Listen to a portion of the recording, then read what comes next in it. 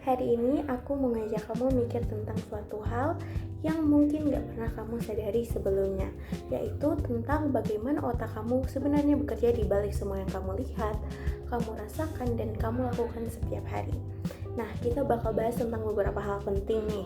Contohnya dari bagaimana otak menyaring informasi, bagaimana kita bisa melihat aktivitas otak, sampai ke hal yang mungkin bikin kamu bertanya, apakah kamu benar-benar mengendalikan diri kamu sendiri? Oke, let's move on to the video. Oke, kita bakal mulai dari bagian pertama, yaitu tentang bagaimana sih otak kita itu menyaring dunia di sekitar kita. Coba, sekarang kamu berhenti sebentar dan perhatiin suara-suara di sekitar kamu. Mungkin ada kayak suara kipas, kendaraan, atau suara kecil yang tadinya nggak kamu sadari.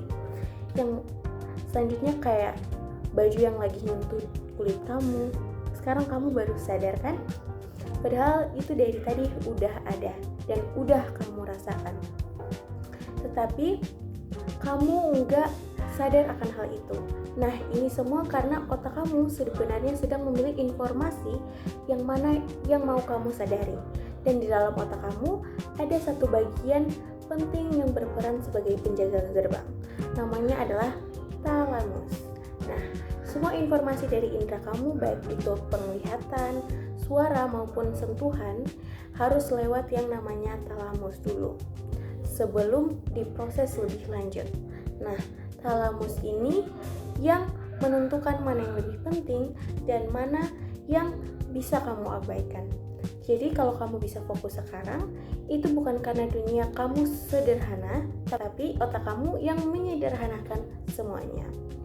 Oke, setelah kita tahu kalau otak kita bisa menyaring informasi, sekarang kita lanjut ke bagian berikutnya, yaitu bagaimana kita bisa melihat aktivitas otak itu sendiri. Oke, gimana kalau kita benar-benar melihat otak kamu lagi bekerja? Bukan nebak, tapi benar-benar melihatnya. Nah, disinilah teknologi seperti fMRI berperan. fMRI ini adalah alat yang bisa menunjukkan bagaimana dari otak kamu yang sedang aktif. Tapi bukan dengan membaca pikiran ya, melainkan dengan melihat aliran darah. Setiap kali bagian otak itu sedang bekerja, dia membutuhkan aliran darah. Dia butuh energi dan otomatis aliran darah ini akan meningkat ke area itu. Nah, perubahan ini yang ditangkap oleh fMRI. Jadi saat kamu berpikir, mengingat atau merasakan sesuatu, sebenarnya ada bagian otak kamu yang menyala. Artinya pikiran kamu itu bukan sesuatu yang abstrak, tapi punya jejak yang nyata di dalam otak. Sekarang kita bakal masuk ke bagian berikutnya dan ini agak mind-blowing. Walaupun otak kamu aktif terus, ternyata kamu nggak melihat dunia secara sempurna karena ada yang namanya blind spot. Jadi itu adalah titik buta di mana nggak ada reseptor cahaya sama sekali. Secara logika, kamu seharusnya melihat ada lubang kosong di pandangan kamu. Tapi anehnya kamu nggak pernah sadar akan hal itu. Kenapa sih? Kok bisa? Karena otak kamu itu secara otomatis mengisi bagian yang kosong itu dengan informasi dari sekitarnya. Jadi selama ini yang kamu lihat itu bukan sepenuhnya realita, tapi hasil editan dari otak kamu sendiri. Nah, setelah kita bahas tentang bagaimana otak mengedit apa yang kamu lihat, sekarang kita bakal bahas mengenai hal yang lebih dalam, yaitu perasaan. Pernah nggak kamu ngerasa sakit hati dan rasanya benar-benar nyeri? Kayak dada sesak, perih, bahkan berat. Ternyata itu bukan cuma perasaan teman-teman. Secara ilmiah, rasa sakit emosional itu diproses di bagian otak yang mirip dengan rasa sakit fisik. Makanya tubuh kamu benar-benar merespons. Kamu bisa kehilangan energi, jadi lemas, bahkan kadang-kadang bisa merasa hancur. Jadi kalau kamu pernah merasa sakit hati yang dalam, itu bukan karena kamu lebay ya teman-teman, no, tapi karena otak kamu memang memprosesnya sebagai rasa sakit yang nyata. Sekarang kita akan masuk ke bagian terakhir dan mungkin ini yang paling bikin kamu mikir. Sama ini kan kita percaya kalau kita yang mengendalikan semua tindakan kita kan. Kita merasa kalau kita memutuskan untuk bergerak, berbicara, atau melakukan sesuatu. Tapi ternyata teman-teman, otak kamu sudah mulai menyiapkan gerakan bahkan sebelum kamu menyadari hal itu.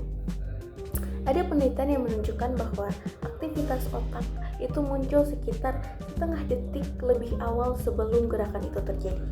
Sementara kesadaran kamu tentang niat baru muncul setelahnya. Artinya otak kamu itu sudah mulai duluan, baru kamu merasakan itu keputusan kamu. Jadi pertanyaannya, siapa sih yang sebenarnya mengendalikannya? Mengendalikan perilakumu, tindakanmu, itu sebenarnya kamu atau otak kamu? Tenang teman-teman, walaupun otak kita mencuri start, kamu masih punya sedikit waktu untuk menghentikan atau membatalkan tindakan itu. Jadi mungkin kita tidak selalu memilih untuk memulai, tapi kita bisa memilih untuk berhenti. Dan dari semua yang kita bahas hari ini, tentang bagaimana otak itu menyaring informasi, melihat aktivitasnya, mengisi kekosongan dalam penglihatan, kemudian merasakan emosi, sampai bagaimana kita memulai tindakan, kita bisa menyadari satu hal teman-teman, bahwa hidup yang kita rasakan saat ini setiap hari sebenarnya adalah hasil dari kerja otak yang sangat-sangat kompleks. Apa yang kita anggap sebagai realita ternyata sudah melewati berbagai proses yang panjang di dalam diri kita, di dalam otak kita. Dan mungkin di tengah semua itu masih ada satu ruang kecil di mana kita benar-benar bisa memilih. Sekian video dari saya. Bye-bye.